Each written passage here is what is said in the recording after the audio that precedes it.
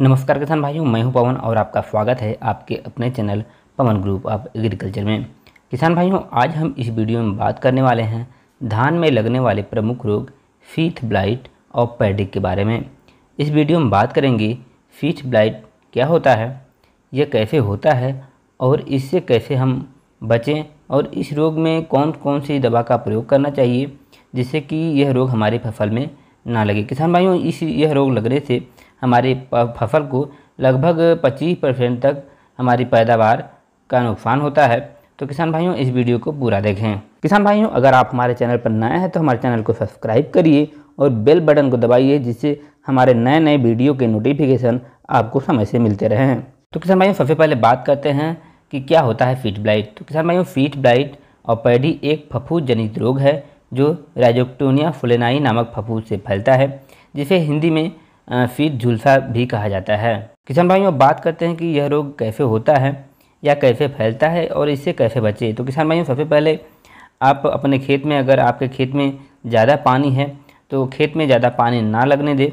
खेत में लगभग 3 सेंटीमीटर पानी से ज़्यादा ना लगने दे। ज़्यादा पानी की वजह से या ज़्यादा नमी की वजह से यह रोग हमारे खेत में देखने को मिलता है। दूसरा है कि अगर आप ज़्यादा यूरिया का प्रयोग करते हैं तो उस खेत में भी यह रोग जो फीथ ब्लाइट है वो देखने को मिलता है। तो किसान भाइयों, आप यूरिया का प्रयोग जो संतुलित मात्रा है उसके द्वारा ही करें या जो अपने मिट्टी का जांच कराकर ही यूरिया का प्रयोग करें। तो उसमें पूरी तरह से बता दिया जाएगा कि कितनी मात्रा आपको यूरिया, नाइट्रोजन, फास्फोरस और पोटास की देनी है। तो यूरिया की संतुलित मात्रा ही आप दें, ज़्यादा एक्सेस जो है वो यूरिया का प्रयोग ना करें। तीसरा है कि संक्रमित खेत से पानी लाना।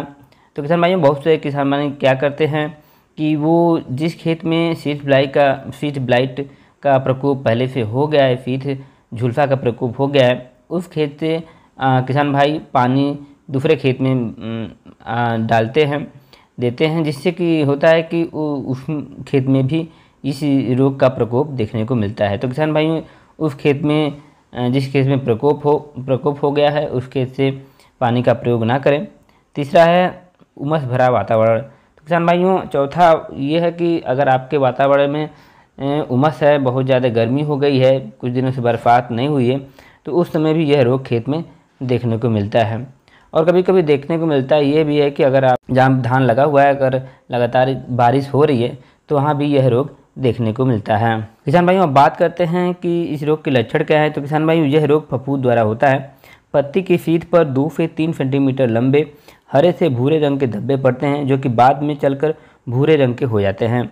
धब्बों के चारों तरफ बैगनी रंग की पतली धारी बन जाती है। किसान भाइयों, अब बात करते हैं कि इस रोग में किन दवा का प्रयोग करना चाहिए, इसका रोकथाम कैसे करना चाहिए। तो किसान भाइयों, आपको ट्राइकोडर्मा विरिडी 1% WP 5 से 10 ग्राम प्रति लीटर पानी में या 2.5 किलोग्राम 500 लीटर पानी में घोलकर आपको पत्तों पर छिड़काव करना है। दूसरा है कि नियंत्रण के लिए आपको कार्बेंडाजिम 50% WP और 500 ग्राम या thiophanate methyl 70% WP 1 kilogram, carbendazim 50% WP 500 ग्राम या कार्बेंडाजिम 12% प्लस मैंगोजेब 63% WP 750 ग्राम या प्रोपिकोनाजोल 25% EC 500 ml या हेक्साकोनाजोल 5% EC 1 लीटर दवा 500 लीटर पानी में घोलकर प्रति हेक्टेयर की दर से आप छिड़काव करते हैं। तो किसान भाइयों, यह रोग आपके खेत से खत्म हो जाएगी। इसका रोकथाम इन बताए गए दवा से हो सकता है। तो किसान भाइयों, ये जो दवाएं बताई गई हैं ये आपको मार्केट में अलग अलग